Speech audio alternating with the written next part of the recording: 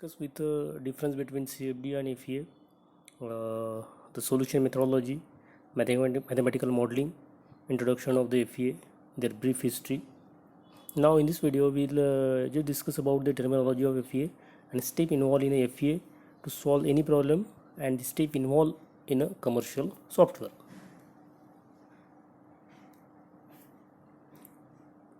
FEA terminology. The finite element analysis is a numerical techniques to handle the complex geometry, any material property, any boundary condition, and any loading condition. Actually, the mathematical modeling of the any geometry, geometrical model describe the behavior of the geometry by the different differential equation and the boundary condition.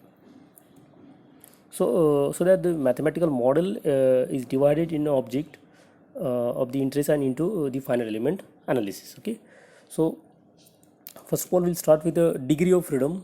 That is an important term related to the finite element analysis. The term degree of freedom is commonly used for the physical object, but here we use the degree of freedom for the element. Mostly that the degree of freedom concern with the node. So what is element, what is node, we'll see one by one. How we define the we'll start with the element and then we'll go for the node. Element, if you want, there are different types of element available in a in a finite element analysis, that is 1D, 2D and 3D. The figure number 3 shows the two-dimensional element that is called as a triangular element. That line is called as a element and the point is called as a node. Okay, so node is having similar type of geometry like a point, but the point is a geometrical entity and the node is a finite element entity. Point is having only we put the point in the coordinate, but if we consider the node is having all the property, like we apply the mass on the node, we apply the force on the node, then we apply the thermal property of the node, then we define the degree of freedom for particular element. It is depend on the number of number of nodes. So that figure shows the 3 nodes that connect by using 3 element, but that element is called as a two-dimensional element, triangular element having 6 degree of freedom. How?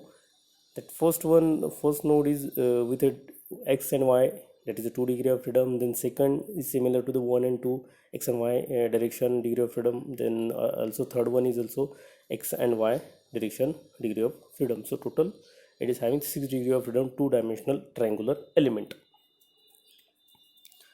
Boundary conditions. The boundary conditions are used to eliminate the unknown in the system. Yeah, in the first video we'll see the basic equation Ku is equal to F. K is a stiffness matrix, U is unknown, and F is a force matrix. So the force matrix F is related to this boundary condition. That force matrix is involved the geometrical boundary condition as well as structural boundary conditions. So mostly that nodes and elements are important, because so many times we are confused.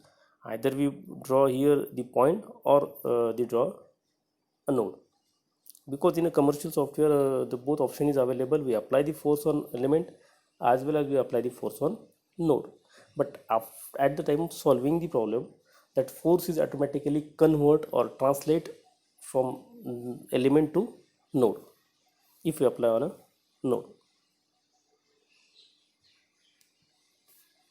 Next is the domain, is the area of application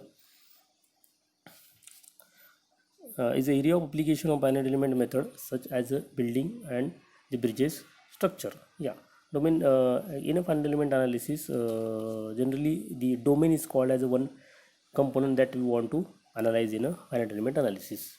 Continuum, environmental structure, environmental condition with include the domain is called as a continuum. the complex region defined the geometry is called as continuum. Load and constraints, that is important again. That figure shows the simple 2D truss with a different loading as well as constraint. The point number A and point number B is with a constraint, that A is with a rolling constraint, rolling support that we called, and B is a fixed support. The two support is called as a constraint, and the loading condition, the 3 kilonewton and 2 kilonewton at the point D and C, these are the load apply on the structure. So any type of simple static structural analysis that we want to solve in a finite element analysis, it requires the two important boundary condition. One is the loading is required and constraint is required. Okay, so in this way we solve this 2D truss problem.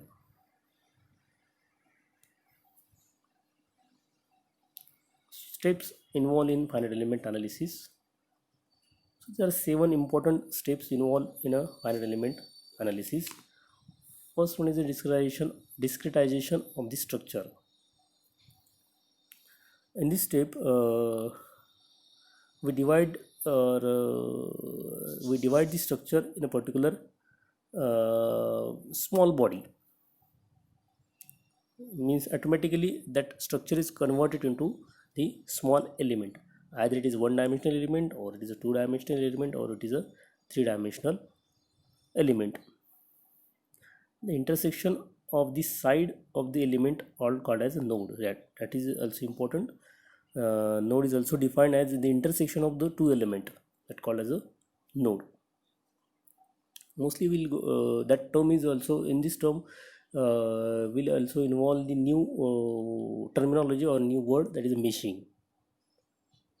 After applying the element, that model is converted into the nodes and element. That process is called as a meshing. Now second step, select the critical point on the element which serves as a nodes where the equilibrium condition are enforced. First of all, we'll see the critical point in the structure, then we apply the loading condition, and that model is ready for solving. Third step, selection of the proper interpolation or displacement model. Okay, we select the proper method to solve the problem in this third step. After selecting the proper method, in a last presentation or last video, we'll see the types of approaches. So all these approaches, then there one is a PC configuration, that all we'll see in a step number 3, and we'll go for the problem solving. That is all depends on the how much critical is your analysis. Now step number 4, derivation of the element stiffness matrix and load vector. After decide all these things, then we go for deriving the matrix, that is Ku equal to F. K is a stiffness matrix, U is unknown, and F is a load matrix. In a stiffness matrix, we define the stiffness matrix for each element. Likewise we defined the load vector for each element. Then in a fourth step, assemblage of the element equation to obtain the overall equilibrium equation. Once we define the stiffness matrix and load vector for each and every element, we assemble this into the global matrix. Then we solve the complete unknown in the system. Step number 6, solution for the unknown nodal displacement. Okay, after we define the global matrix, then we solve that matrix and find the unknown. Generally we find if it is a structural analysis, we find the displacement at a node. Once we find the displacement at node, then we compute the another result like strain or stress.